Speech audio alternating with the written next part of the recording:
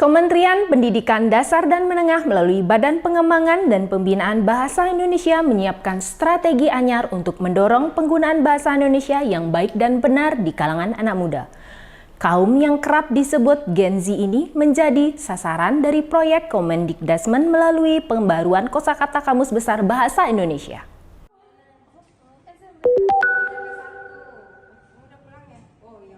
Oktober menjadi salah satu bulan bersejarah di Indonesia.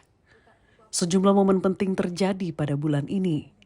Salah satunya peringatan Hari Sumpah Pemuda yang jatuh pada tanggal 28 Oktober.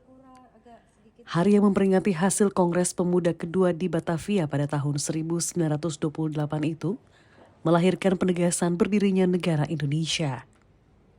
Salah satu isi Sumpah Pemuda adalah penggunaan bahasa Indonesia sebagai bahasa persatuan.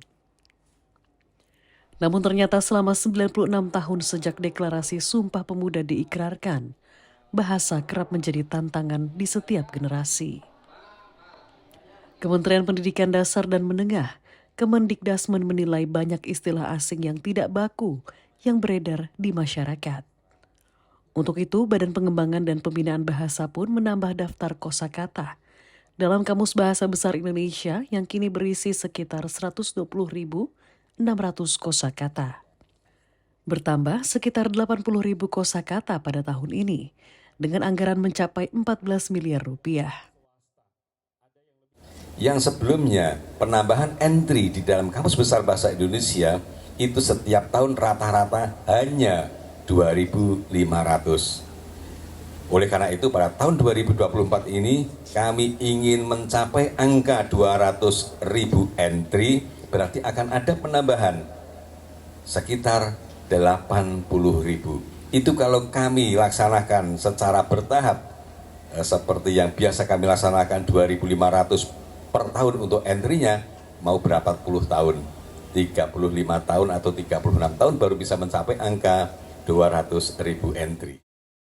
Bagi kalangan Gen Z, penggunaan bahasa Indonesia yang baku kerap menjadi tantangan, terutama jika sudah terpapar dengan aktivitas media sosial yang tak memiliki pakem dalam interaksinya.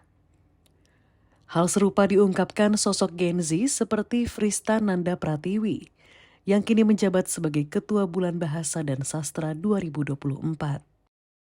Gen Z ya, terutama tantangannya adalah bagaimana di media sosial itu kita harus santun dalam berbahasa.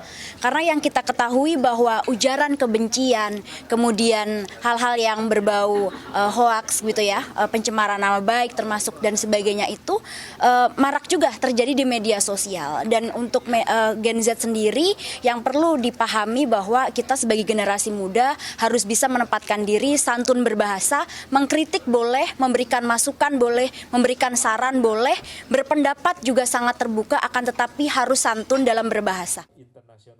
Kepala Pusat Pembinaan Bahasa dan Sastra, Ganjar Harimansyah menilai kaidah bahasa bisa terus terjaga selama penuturannya punya pemahaman yang baik, sebagaimana konsep Trigatra Bangun Bahasa. Jadi bahasa Indonesia, bahasa daerah, bahasa asing di Indonesia itu sebenarnya hidup secara damai ya. Dan generasi emas yang cerdas pastinya akan pandai juga memilih kapan saat harus menggunakan bahasa Indonesia dengan baik dan benar, kapan saatnya harus menggunakan bahasa daerah, dan kapan saatnya menggunakan bahasa asing. Dan generasi emas yang berbahasanya cerdas tidak akan mencampur adukan. Meskipun penggunaan bahasa Indonesia di kalangan Gen Z kian beragam, Kemendikdasmen optimistis kekayaan bahasa Indonesia mampu menjadi pengantar universal bagi berbagai kelompok di tanah air.